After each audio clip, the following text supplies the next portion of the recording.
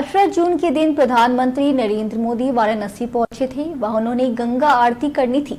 किसानों के खाते में जो सम्मान निधि की किस्त थी वो 17वीं किस्त थी, वो डालनी थी और तमाम वाराणसी को सौगात देनी थी और साथ ही वाराणसी वासियों का धन्यवाद भी करना था कि तीसरी बार उन्होंने वहां से उन्हें सांसद चुनकर भेजा है।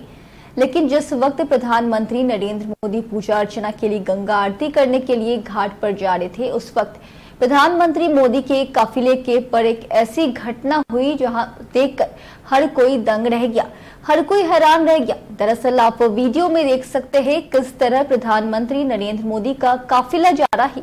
इसमें प्रधानमंत्री नरेंद्र मोदी की जो गाड़ी है वो तीसरे नंबर पर है और जैसे ही प्रधानमंत्री नरेंद्र मोदी की गाड़ी आती है वहां उनकी गाड़ी पर चप्पल गिर जाती है। तभी तो एसपीजी होती है उनकी गाड़ी पर, जो दोनों तरफ एसपीजी के जवान खड़े होते हैं। वो एसपीजी के जवान अचानक एकदम से बहुत झटके के साथ बहुत जल्दी से उस चप्पल को हटाते हैं। देखिए अब किस तरीके से पहले हटाने की कोशिश करता है जवान चप्पल को, लेकिन नहीं हटती है। उसके बावजूद एक बार फिर से कोशिश करता है और उसे पीछे फेंक देता है। तो यहाँ सवाल ये नहीं है कि गाड़ी पर चप्पल कैसे आई, किसी ने जानबूझकर फेंकी या फिर वो कोई मिसअंडरस्टैंडिंग थी या गलती से प्रधानमंत्री मोदी की गाड़ी पर चप्पल आकर गिरी। लेकिन सवाल ये है कि क्या इस चप्पल की जगह कुछ और नहीं हो सकता था? क्या इस चप्पल की जगह कोई विस्फोटक नहीं हो सकता था? आखिर प्रधानमंत्री तीसरी बार चुनकर आए हैं और वो भारत के प्रधानमंत्री है, 140 करोड़ देशवासियों के प्रधानमंत्री है। उनकी सुरक्षा में इस तरीके की चूक होना वाकई में बहुत गंभीर बात है।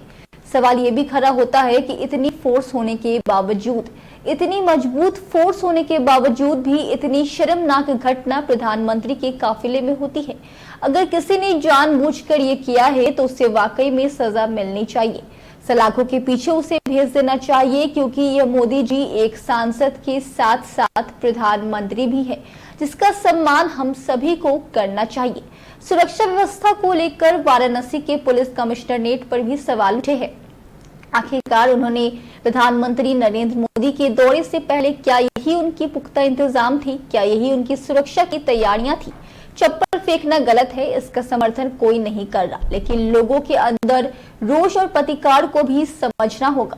बेबसी और बदहाली से उपजे इस गुस्से का समाधान करना काशी के सांसद का कर्तव्य है और यही लोकतंत्र की पहचान है।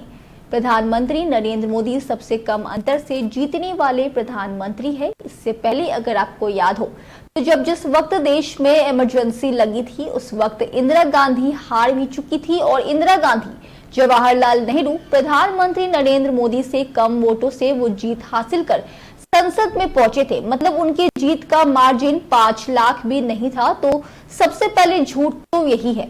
लेकिन अब सुरक्षा की बात है, इस तरह की चीजें नहीं होनी चाहिए, लेकिन वाकई में घटना निंदनीय है, शर्मनाक है, क्योंकि देश के प्रधानमंत्री के काफिले पर इस तरीके से चप्पल फेंकना कोई शोभा देने वाला काम नहीं है। वाराणसी वासियों को लगातार प्रधानमंत्री नरेंद्र मोदी सौगात देते आए हैं और लगातार वाराणसी के विकास के लिए प्रधानमंत्री नरेंद्र मोदी काम भी कर रहे हैं। तो ऐसे में जीत का मार्जिन भले ही कम हुआ हो, लेकिन काशी वासियों को भी इस बात को समझना होगा कि वो देश के प्रधानमंत्री है, आपके सांसद है, वो बात ठीक है, लेकिन सांसद होने के साथ साथ वो इस देश के प्रधानमंत्री भी है। तो अब देखना होगा कि जो प्रधानमंत्री नरेंद्र मोदी की सुरक्षा में चूक हुई है उस पर वाराणसी पुलिस की तरफ से जांच की जाती है या नहीं की जाती, या मोदी को जो एसपीजी है, एनसीजी है, वो जांच इस घटना की करती है और जो आरोपी है जिसने इस घटना को अंजाम दिया है, जिसने प्रधानमंत्री मोदी की गाड़ी पर चप्पल फेंकी है, उसे कब तक सजा मिलती है। इस खबर पर आपका क्या कुछ कहना है? कमेंट करके अपनी राय जरूर बताइए।